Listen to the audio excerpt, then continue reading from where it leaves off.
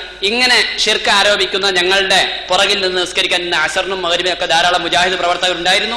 ഏറ്റവും വലിയ പൊറുക്കൂലാത്ത ഈ പാപമാണെങ്കിൽ എന്തിന് നിങ്ങൾ അതിന്റെ പുറകിലേക്ക് പറഞ്ഞു വിട്ടു എന്നും നിങ്ങൾ എന്തുകൊണ്ട് പ്രത്യേകം ഇവിടെ നിസ്കരിച്ചില്ല എന്നും ഷിർക്ക് ഒരിക്കലും അല്ല പൊറുക്കൂല എന്ന് പറഞ്ഞിട്ട് ഞങ്ങളുടെ പുറകിൽ നിസ്കരിക്കാൻ വേണ്ടി നിങ്ങൾ വിട്ടു എന്നതിനും അവിടുന്ന് മറുപടി പറയണമെന്ന് അപേക്ഷിച്ചുകൊണ്ട് സംബന്ധിച്ചിടത്തോളം പിന്നെ ഞങ്ങള് ഇപ്പൊ റസൂലുള്ള കഅബ ഖിബലയായി പടച്ചതമ്പുരാൻ നിശ്ചയിച്ചു കൊടുത്തു.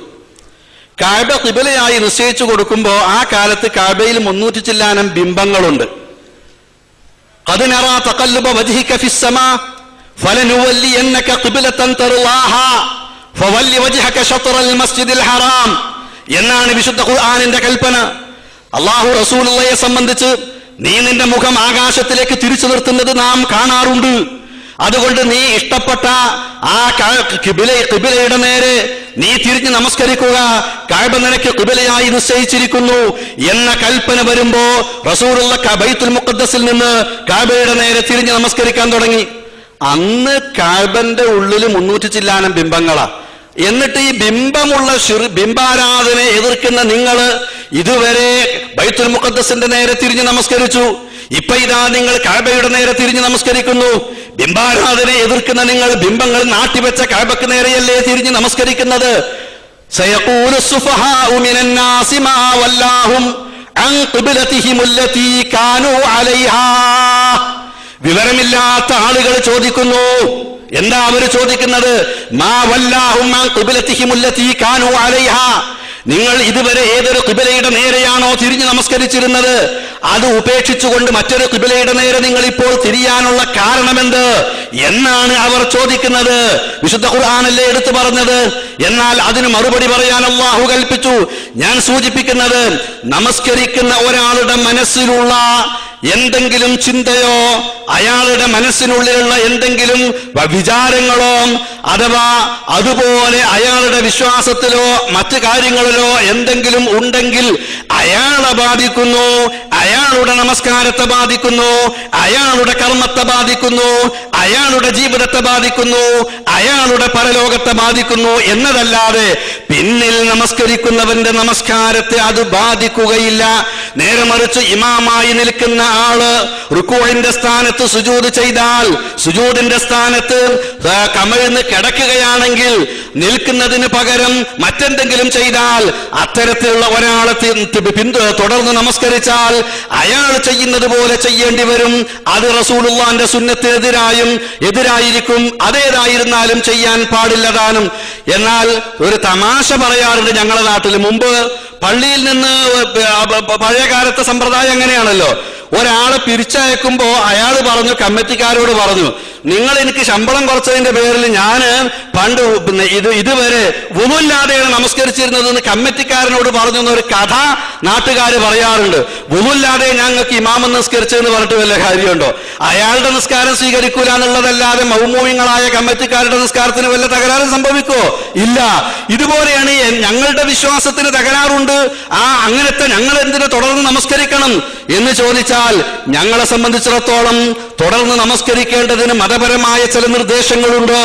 ആ നിർദ്ദേശങ്ങൾ അനുസരിക്കുന്നു എന്നതല്ലാതെ അതിന് വിരുദ്ധമായി പ്രവർത്തിക്കുവാൻ ഞങ്ങൾ തയ്യാറില്ല.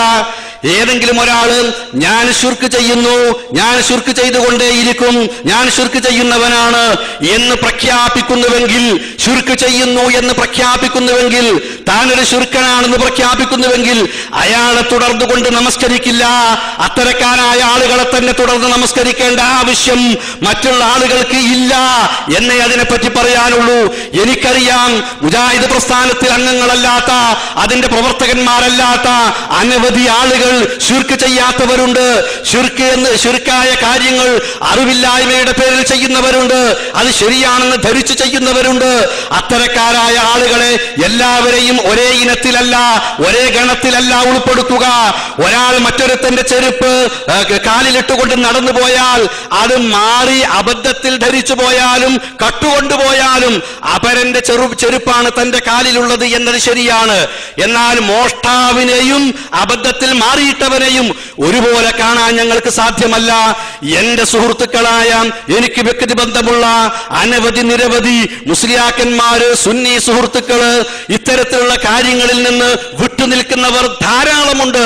ഞങ്ങളെ തുടർന്ന് നമസ്കരിക്കാറുണ്ട്, ഞങ്ങൾ അവരെ തുടർന്ന് നമസ്കരിക്കാറുണ്ട്. ഈ കഴിഞ്ഞ 3 വെള്ളിയാഴ്ച മുമ്പ് എനിക്കറിയാം, ഒരു സുന്നി മഹല്ലിന്റെ സെക്രട്ടറിയും വേറെ ഒരു പ്രധാനപ്പെട്ട സുന്നി പ്രവർത്തകനും ഞാനും, ഞങ്ങൾ 3 പേരും കൂടി ഒരു കാര്യത്തിനു വേണ്ടി ഒരു സ്ഥലത്ത് ചെന്നപ്പോൾ, അവിടെ വെള്ളിയാഴ്ച ദിവസം ജുമയോട് അടുത്ത സമയമായപ്പോൾ ഞാൻ പറഞ്ഞു, ഇതിന് തൊട്ടടുത്ത് പള്ളിയുണ്ട്, എന്റെ കൂടെ പള്ളിയിലേക്ക് വന്നാൽ ജുമാക്ക് വന്ന് നിങ്ങൾക്ക് വല്ലതും കേട്ടു പഠിച്ചു പോകാം.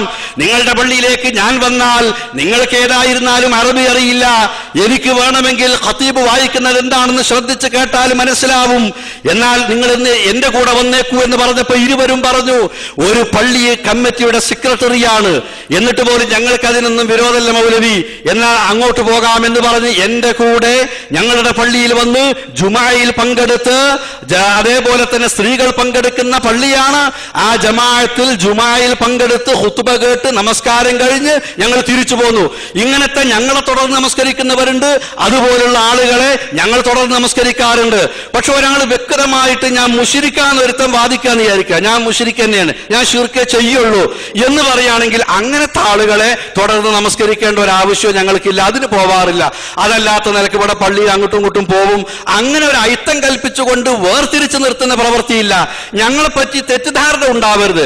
ഞങ്ങൾ ഒരാളെയും മുശ്രിക്കാക്കുന്നില്ല, ഒരാളെയും ശിർക്കിലേക്ക് നയിക്കുന്നില്ല. മറിച്ച് മുസ്ലിം സമൂഹത്തിന്റെ വിശ്വാസത്തിൽ ശിർക്കായ കാര്യങ്ങൾ പ്രചരിച്ചിട്ടുള്ളത് നിങ്ങൾ ഉപേക്ഷിക്കണം എന്നവരോട് പറയുക മാത്രമാണ് ഞങ്ങൾ ചെയ്യുന്നത്. ശിർക്കിൽ നിന്ന് അവരെ രക്ഷിക്കുകയാണ്, അവരെ ശിർക്കിലേക്ക് ക്ഷണിക്കുകയല്ല, ശിർക്ക് അവർക്കിടയിൽ പ്രചരിപ്പിക്കുകയല്ല, അവരെ മുശ്രിക്കാക്കുകയല്ല ഞങ്ങൾ ചെയ്യുന്നത്. മറിച്ച് ശിർക്കിൽ നിന്ന് അവരെ മോചിപ്പിക്കുക മാത്രമാണ് ഞങ്ങൾ ചെയ്യുന്നത്. അടുത്ത ചോദ്യം.